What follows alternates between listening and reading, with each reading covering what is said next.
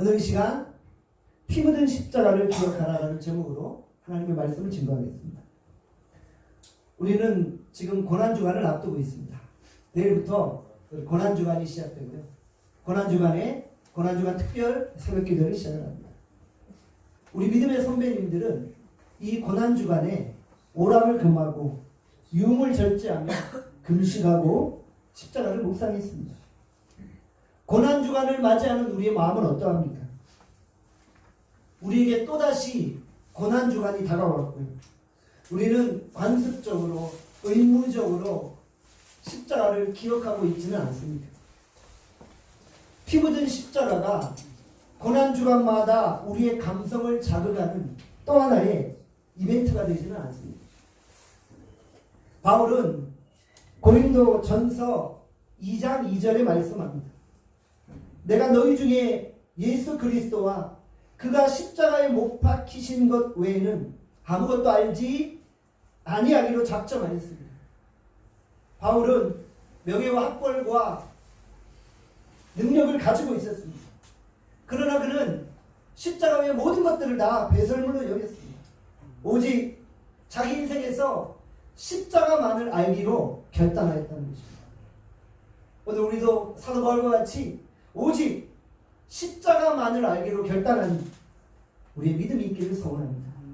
평생 십자가만을 바라보며 사는 것입니다. 우리 함께 따라합시다. 피 묻은 십자가를 기억하라. 피 묻은 십자가를 기억하라. 피 묻은 십자가는 우리에게 어떤 의미가 있습니까? 예수 그리스도는 왜 십자가를 지셔야만 했습니까? 우리와 십자가는 어떤 관계가 있습니까? 만일 우리가 이 십자가의 의미를 제대로 이해하지 못한다면 죄송하지만 우리는 예수님과 아무런 관련이 없습니다. 그래서 이 질문은 우리에게 너무나도 중요하다는 것입니다. 저는 오늘 이 시간 십자가의 의미가 무엇인지 여러분과 함께 나누기를 원합니다. 첫 번째, 피 묻은 십자가는 우리를 화목케 합니다. 골로새서 1장 20절에 말씀합니다. 그의 십자가의 피로 화평을 이루사 그로 말미암아 자기와 화목하게 되기를 기뻐하십니다. 골로새서 1장 21절에서 22절에 말씀합니다. 전에 악한 행실로 멀리 떠나 마음으로 원수가 되었던 너희를 이제는 그의 육체의 죽음으로 말미암아 화목하게 하사. 본문에 반복되는 주요 단어가 있죠. 화목이라는 단어입니다. 화목은 헬라어로 힐라스코마입니다. 이것은 하나님의 진노를 돌이킨다라는 의미를 가지고 있습니다. 원래 인간은 하나님께 직접 나아갈 수 있었습니다. 그러나 인간이 범죄함으로 말미암아 더 이상 우리가 하나님께 나아갈 수 없게 되었습니다. 하나님의 진노가 임한 것입니다. 인간에게 임한 하나님의 진노는 결국 하나님과 우리의 사이를 완전히 가로막았다는 것입니다. 인간이 더 이상 하나님께 나아갈 수 없었고 하나님도 인간에게 더 이상 다가오실 수 없었다는 것입니다. 그래서 피 묻은 십자가는 하나님과 우리 사이에 막혔던 길을 다시 뚫어버렸던 것입니다. 하나님의 진노를 돌이킨 것입니다. 우리가 하나님께 나아갈 수 있게 되었고 하나님과 교통할 수 있게 되었다는 것입니다. 우리가 하나님과 화목할 수 있는 길을 열어주셨다는 것입니다. 인간의 몸에는 쓸개가 있습니다. 이 쓸개 안에는 바늘보다 더 작은 구멍이 하나 있습니다. 이 구멍에서 담즙이 흘러나오게 됩니다. 이 담즙이 흘러나와야지 인간이 살 수 있습니다. 바늘보다 더 작은 구멍입니다. 눈에 잘 보이지도 않습니다. 그런데 그 구멍이 막히면 인간은 죽게 되어지는 것입니다.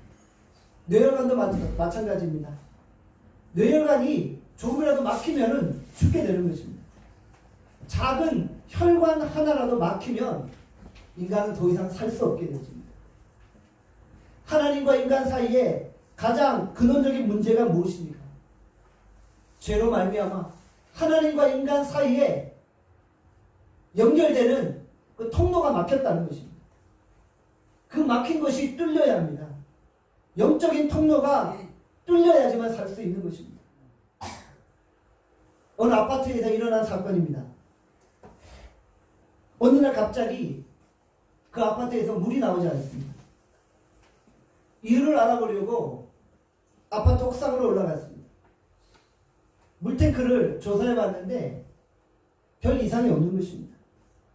그래서 일단 물탱크 안에 있는 물을 다 빼보려고 했습니다. 그랬더니 재밌는 일이 발생한 거예요.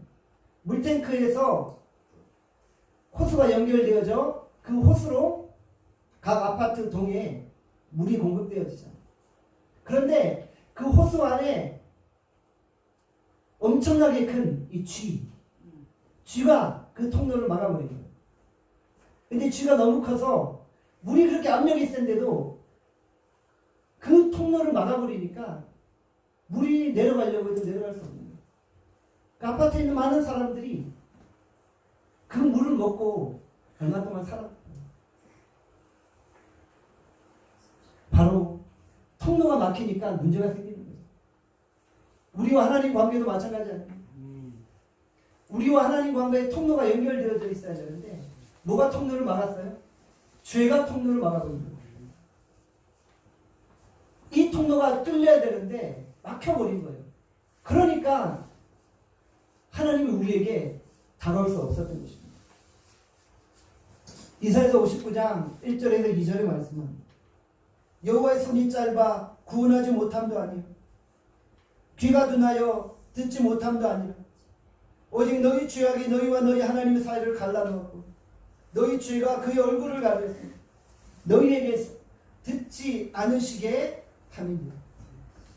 죄가 하나님과 우리 사이를 갈라놓았다. 막아버렸다는 거예요. 죄로 인해서 하나님께 나갈 수 없게 되었다는 거예요. 그러나 피 묻은 십자가는 우리가 하나님께 나아갈 수 있는 통로를 열어버렸다는 것이죠. 이 죄라는 고양이만한 이 쥐가 하나님과 우리 사이를 막아버렸다는 거예요. 그런데 그것들을 빼버리니까 어떻게 돼요? 통로가 뚫리게 되었다는 것이죠. 지난 1월에 우리는 일본 단기 선교를 다녀왔습니다. 우리가 다른 나라를 갈 때 뭐가 필요해요? 여권이 필요한 거죠. 여권이 있어야지 외국으로 나갈 수 있잖아요. 많은 증명서가 있습니다. 많은 신분증이 있어요. 주민등록증도 있고요. 운전면허증도 있고요. 학생증도 있고요. 뭐 각종 신분증들이 있잖아요. 그런데 다른 나라 갈 때 주민등록증 보여주면 갈 수 있나요? 못 가요. 운전면허증 보여주면 갈 수 있나요? 못 가요. 오직 여권을 보여주어야만 갈 수 있는 거예요. 수백 장의 신분증이 있어도 오직 여권만이 우리를 출입국 관리소를 통과하게 한다는 사실입니다. 우리가 하나님 앞에 나아갈 때 우리 행위로 나갈 수 있나요? 우리의 공로로 나갈 수 있나요? 우리의 힘으로 나갈 수 있나요? 없습니다. 우리가 아무리 많은 재물을 가지고 있고 우리가 아무리 많은 지식과 우리가 아무리 많은 명예와 권세를 가지고 있어도 하나님께는 통하지 않는 거예요. 오직 피 묻은 십자가를 가지고 주님 앞에 나가야만 천국으로 통할 수 있다는 것이죠. 그제서야 비로소 하나님이 우리를 만나주시는 것입니다. 로마서 3장 28절에 말씀합니다. 그러므로 사람이 의롭다 하심을 얻는 것은 율법의 행위에 있지 않고 믿음으로 되는 줄 우리가 인정하노라. 믿음이 무엇입니까? 예수 그리스도의 십자가를 믿는 것입니다. 하나님이 인정하시는 것은 딱 한 가지입니다. 예수 그리스도의 십자가를 들고 왔느냐입니다. 우리가 하나님 앞에 설 때 우리의 좋은 집을 가지고 나갈 거예요. 주님 저 좋은 집이 있으니까 받아주세요. 정말에 하나님 그런 거 받지 않으십니다. 우리 주님이 받으시는 것은 오직 피 묻은 예수 그리스도의 십자가입니다. 그분의 보혈의 공로를 의지할 때만 주님 앞에 나갈 수 있게 되어진다는 것이죠. 종교개혁을 일으켰던 마틴 루터를 보십시오. 그는 빌라도 계단을 무릎으로 수천 번 기어 올라갔습니다. 무릎이 터질 정도로 자신을 고행하면서 그 계단을 걸러 올라갔다는 거예요. 왜요? 그렇게 하면은 자신의 죄가 좀 사해질 수 있지 않을까라는 생각입니다. 자신의 행위로 뭔가 하나님 앞에 나아가려고 했었다는 것이죠.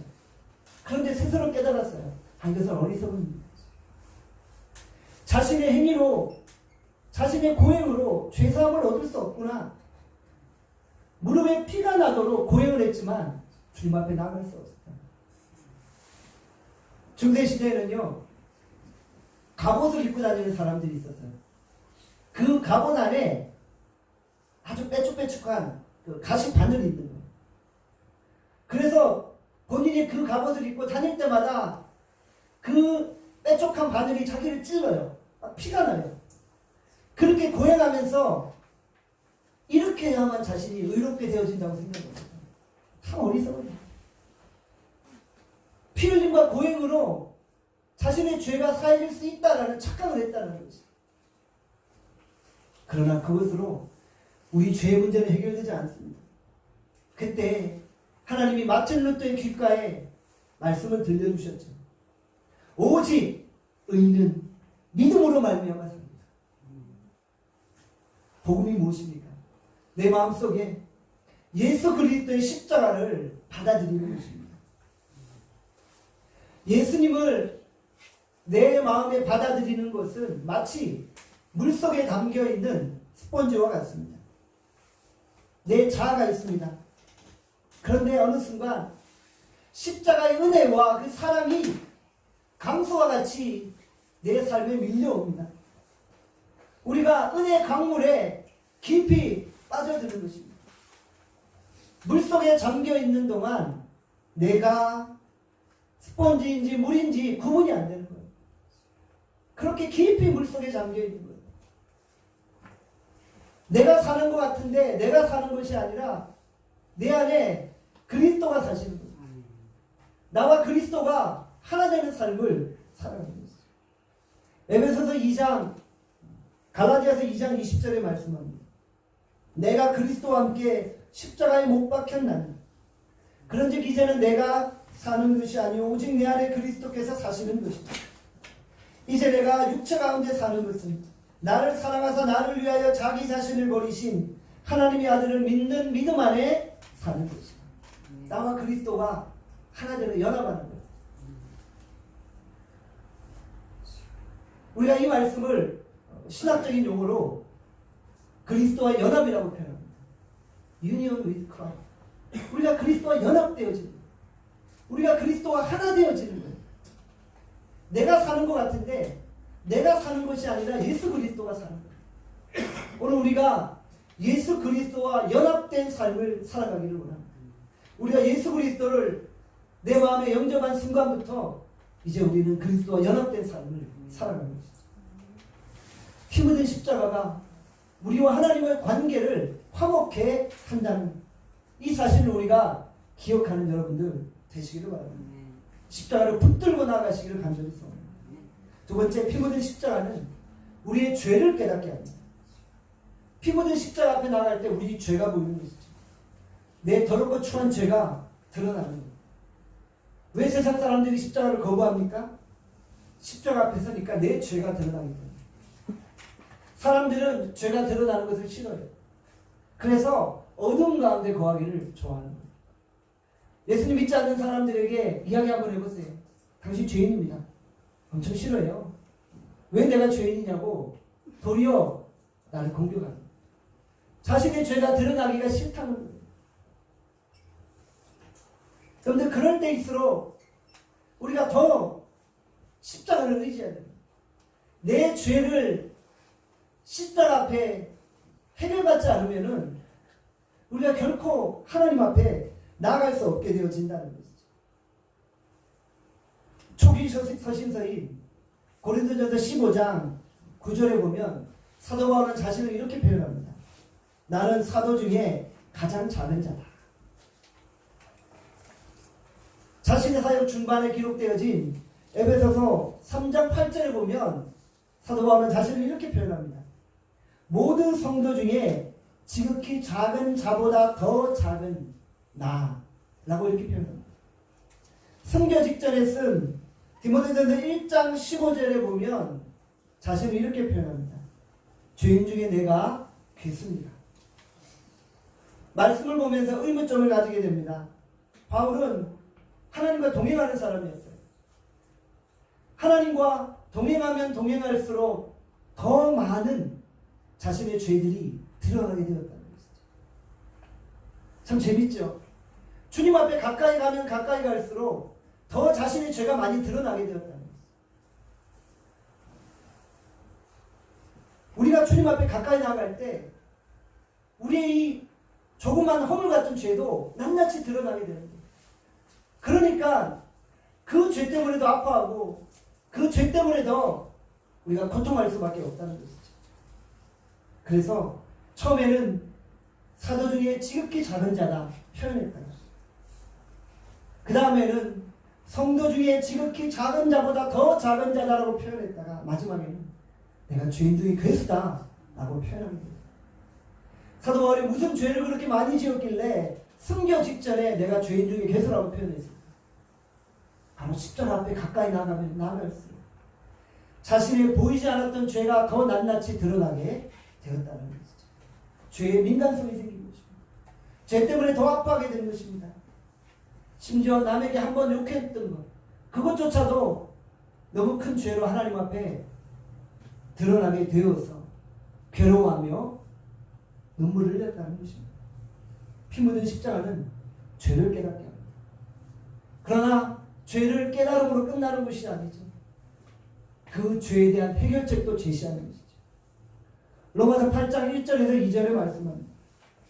그러므로 이제 그리스도 예수 안에 있는 자에게는 결코 정죄함이 없나니 이는 그리스도 예수 안에 있는 생명의 성령의 법이 죄와 사망의 법에서 너를 해방하셨습니다. 그리스도 예수 안에 있는 생명의 성령의 법이 죄와 사망의 법에서 우리를 해방하셨습니다. 할렐루야. 생명의 성령의 법이 무엇입니까? 바로 피 묻은 예수 그리스도의 십자가입니다. 로마서 8장은 예수 그리스도의 십자가의 보혈로 우리의 모든 죄가 사하여졌음을 선언하고 있다는 것입니다. 이제 우리는 더 이상 죄에 얽매일 필요가 없습니다. 더 이상 죄의 노예가 될 필요가 없습니다. 우리는 이미 예수 그리스도 안에서 의롭게 되어진 자라는 것입니다. 우리는 이제 하나님의 자녀들의 신분을 가지고 하나님의 영광의 신분을 가지고 살아갈 수 있게 되어진다는 것입니다. 더 이상 죄에 눌려있지 않기를 원합니다. 예수 그리스도 안에서 죄에서 자유케 되어지기를 원합니다. 십자가 앞에 우리의 죄를 낱낱이 아뢰므로 우리 모두 우리의 죄를 깨끗이 해결받는 은혜가 있기를 간절히 소원합니다. 세 번째로 피 묻은 십자가는 우리를 하나 되게 만듭니다.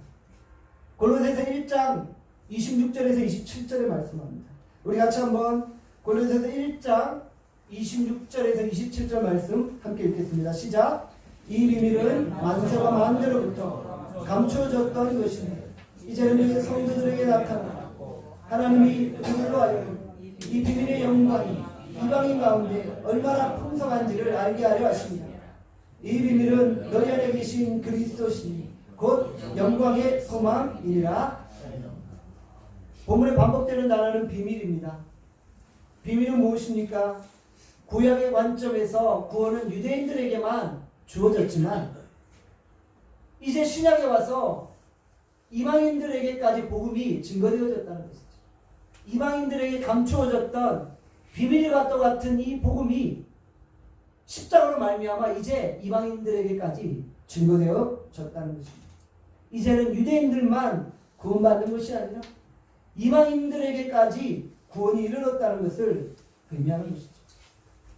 피 묻은 십자가로 말미암아 구원의 영역이 이방인들에게까지 확장되어졌습니다. 그러므로 헬라인이든 유대인이든 이방인이든 누구든지 관계없이 예수 그리스도를 믿으면 구원받게 되어진다는 것이죠. 십자가는 모든 족속, 모든 민족, 모든 문화를 다 품는 능력이 있다는 것이죠.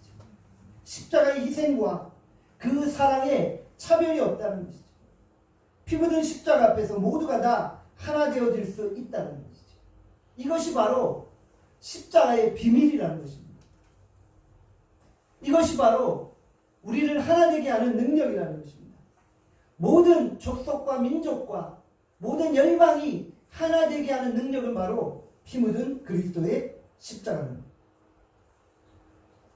교회 안에는 다양한 계층, 다양한 신분의 사람들이 모이는 거예요.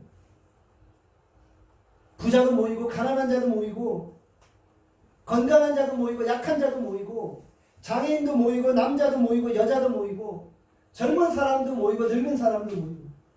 그러나 교회는 십자가 앞에서 하나 되는 거죠. 예수 그리스도의 십자가 앞에서 어느 누구도 나는 하나 되지 않았다라고 고백할 수 없게 되어지는 거죠. 나눔교회 성도 여러분, 우리 모두 십자가 앞에서 하나 되어지기를 바랍니다. 십자가를 통해 우리가 하나님의 사랑을 느끼고 경험하고 그 십자가 앞에 우리가 하나 되어질 수 있기를 간절히 소원합니다. 우리는 1만 달란트 빚진 자와 같습니다. 이제 우리가 100달란트, 100데나리온 빚진 형제를 용서해 주는 것입니다. 이제 우리가 마음을 모아 십자가 앞에서 하나 되어 십자가 앞에서 하나 되고 한 마음과 한 뜻으로 우리가 나아가는 것입니다. 가정에서는 부모와 자녀가 하나 되는 것입니다. 남편과 아내가 하나 되는 것입니다. 형제들이 하나 되는 것입니다. 직장에서는 고용자와 고용인이 하나 되는 것입니다. 상사와 부하 직원이 하나 되는 것입니다. 나라에서는 각 지도자들이 하나 되는 것이고 모든 국민이 하나 되는 것입니다. 십자가는 지역의 갈등을 하나 되게 만들 수 있고 십자가는 노사 간의 갈등, 빈부 간의 갈등, 정서의 갈등도 하나 되게 만들 수 있다는 것입니다. 십자가는 이 사회의 모든 분야를 다 하나 되게 만드는 능력이 있다는 것입니다. 진정 우리가 십자가의 의미를 온전히 깨닫고 서로 손에 손을 잡고 하나 되는 역사가 일어나기를 원합니다. 오늘 우리 가운데 아픔과 깊은 상처들이 있습니다. 우리가 그 상처로 말미암아 더 이상 아파하지 않기를 원합니다. 십자가 앞에 우리 자신들을 내어놓고 그 상처들도 다 해결받는 은혜가 있기를 간절히 소원합니다. 우리 모두 피 묻은 십자가를 의지함으로 하나 되어지기를 원합니다. 서로 용납하고 이해하고 서로의 상처를 싸매어주고 하나 되는 역사가 일어날 수 있기를 간절히 소원합니다. 말씀을 맺겠습니다. 고난주간을 맞는 우리의 자세는 어떠합니까? 십자가는 어떤 의미가 있습니까? 우리를 화목케 합니다. 우리의 죄를 깨닫게 합니다. 우리를 하나 되게 합니다. 이 십자가가 내 인생의 유일한 소망입니다. 오늘 우리가 이 십자가를 붙들고 나가기를 원합니다. 우리가 서로 더 이상 갈등하지 아니하고 서로 나누지 아니하고 십자가 앞에 하나 되는 은혜가 있기를 간절히 소원합니다. 오늘 주의 은혜와 강소와 같이 주의 권능이 폭포수와 같이 우리 인생 가운데 임하기를 원합니다. 오늘 그 은혜로 이 하루를 살아갈 수 있기를 간절히 소원합니다. 아멘. 우리 같이 기도하겠습니다.